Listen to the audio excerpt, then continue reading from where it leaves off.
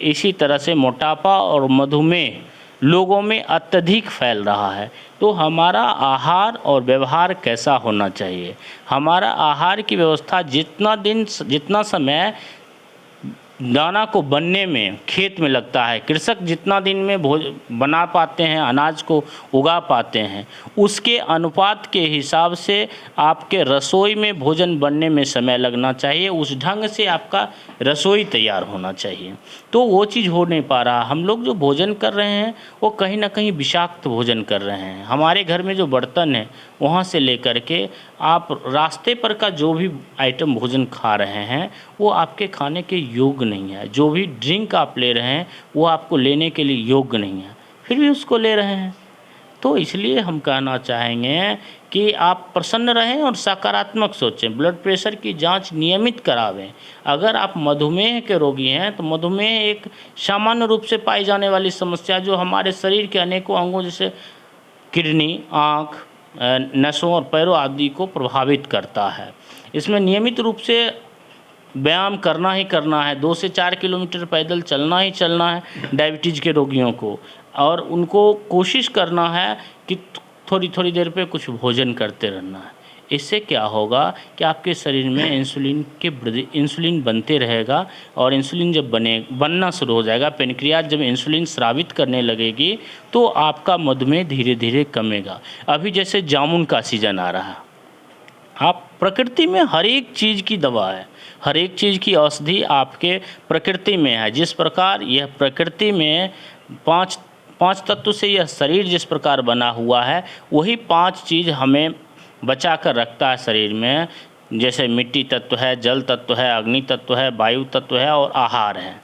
ये 5 तत्वों को अगर आप नियमित रूप से शरीर में रखते हैं तो आप नियमित है कि आप बिल्कुल स्वस्थ रहेंगे और मस्त रहेंगे। हम कहना चाहेंगे बहुत सारे थायराइड के विकारों के मरीज जो हैं हमारे पास आते हैं कि हमको थायराइड हुआ है। इसमें नवयुवक का केस अत्यधिक देखने के लिए मिल रहा है। थायराइड विकार आमतौर पर महिलाओं में अत्यधिक पाया जा रहा है। जो हमने लिखा है कि शरीर को थायराइड विकार आमतौर पर महिलाओं में अत्यधिक प्रभावित करता है। जीवन शैली में थोड़ा बदलाव करके इनसे बचा जा सकता है। जिसके बचाव में हम लिखे हैं थायराइड नियमित व्यायाम करें, मटर फूलगोभी का सेवन न करें थायराइड के मरीज, और अचानक वजन कम या बढ़ जाने पर सचेत हो जाएं। चिकित्सक से तुरंत संपर्क करें। नियमित रूप से अपनी थायराइड की जांच कराएं।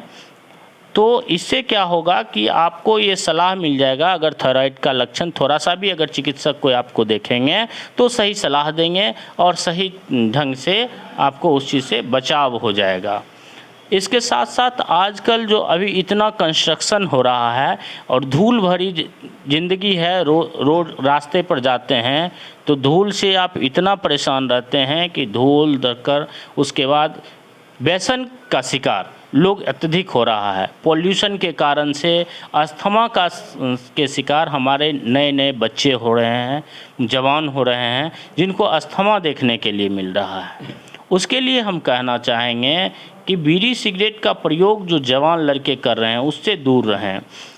खट्टा और ठंडा पदार्थ, जिसको धूल से एलर्जी है या किसी भी प्रकार का एलर्जी है, खट्टे फल और ठंडे फल से परहेज रखें और धूल प्रदूषण आदि से बचें। मास्क का प्रयोग करें। कुछ लोगों को ये देख रहे हैं आजकल एक ट्रेंड बन गया है, कुत्ता बिल्ली घर में हम पोसेंगे। कुत्ता बिल्ली पोसने से, आप कुत्ता बिल्ली पोसते हैं अच्छी बात है, आप जानवर प्रेमी हैं, एनिमल लवर हैं, बहुत खुशी की बात है।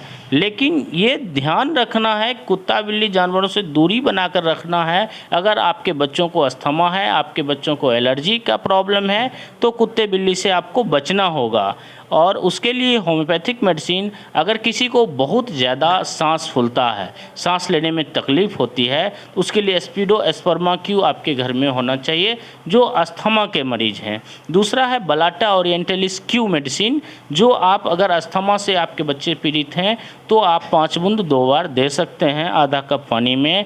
अगर किसी को एलर्जी, ऐसा एलर्जी है कि एकाएक धूल का झोंका आपके शरीर में लगा और उसको छींक आना बराबर शुरू हो गया, बहुत ज़्यादा छींक आ रहा है, तो उस अवस्था में इपिकाक या रस्टक्स आप ले सकते हैं।